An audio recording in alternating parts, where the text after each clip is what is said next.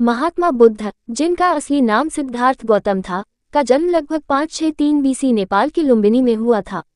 उनके पिता शुद्धोधन शाक्य गणराज्य के राजा थे और उनकी माता का नाम महामाया था। सिद्धार्थ का जन्म एक शाही परिवार में हुआ और उनका जीवन सुख सुविधाओं से भरा था। सिद्धार्थ का युवावस्था और संसार का दुख।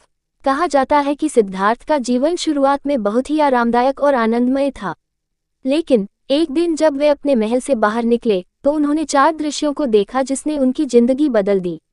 1. तारांकन, एक बूढ़ा व्यक्ति तारांकन जिससे उन्हें उम्र और बुढ़ापे की सच्चाई पता चली। 2. तारांकन, एक बीमार व्यक्ति तारांकन जिससे उन्हें रोगों और कष्टों की वास्तविकता का अनुभव हुआ। 3. तारांकन, एक मृत व्यक्ति तारांकन जिससे उन्हें मृत्यु और जीवन की अस्थिरता का बोध हुआ। 4. तारांकन, एक सन्यासी तारांकन जो शांति और आत्मज्ञान की तलाश में था। इन 4 दृश्यों ने सिद्धार्थ को गहरे चिंतन में डाल दिया और उन्होंने संसार के दुखों से मुक्ति का मार्ग खोजने का निश्चय किया। संन्यास और तपस्या। सिद्धार्थ ने 29 वर्ष की आयु में अपने परिवार, महल और सभी सुख सुविधाओं को छोड़ दिया। वे सत्य की खोज में निकल पड़े और अनेक गुरुओं के साथ अध्ययन और तपस्या की। उन्होंने कठोर तप और साधना की, यहाँ तक कि वे अपनी देह को अत्यधिक कष्ट देने लगे। लेकिन उन्हें यह महसूस हुआ कि केवल तपस्या से ज्ञान प्राप्त नहीं होगा। मध्यम मार्ग और ज्ञान प्राप्ति।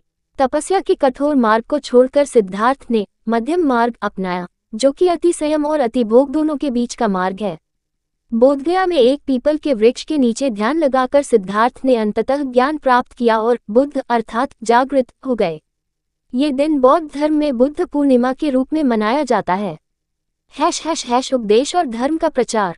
ज्ञान प्राप्ति के बाद महात्मा बुद्ध ने बनारस के पास सारनाथ में अपने 5 पूर्व साथियों को पहला उपदेश दिया, जिसे धर्मचक्र प्रवर्तन कहा जाता है।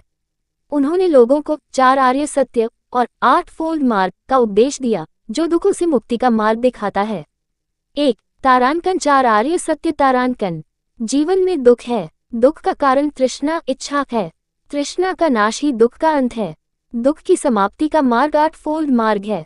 2. तारांकन, 8 फोल्ड मार्ग। तारांकन, सम्यक दृष्टि, सम्यक संकल्प, सम्यक वाणी, सम्यक कर्म, सम्यक आजीविका, सम्यक प्रयास, सम्यक स्मृति, सम्यक समाधि। महापरिनिर्वाण। लगभग 80 वर्ष की आयु में महात्मा बुद्ध ने कुशीनगर में महापरिनिर्वाण प्राप्त किया। उनका संदेश आज भी विश्वभर में शांति, करुणा और आत्मज्ञान के मार्गदर्शक के रूप में प्रेरणा देता है।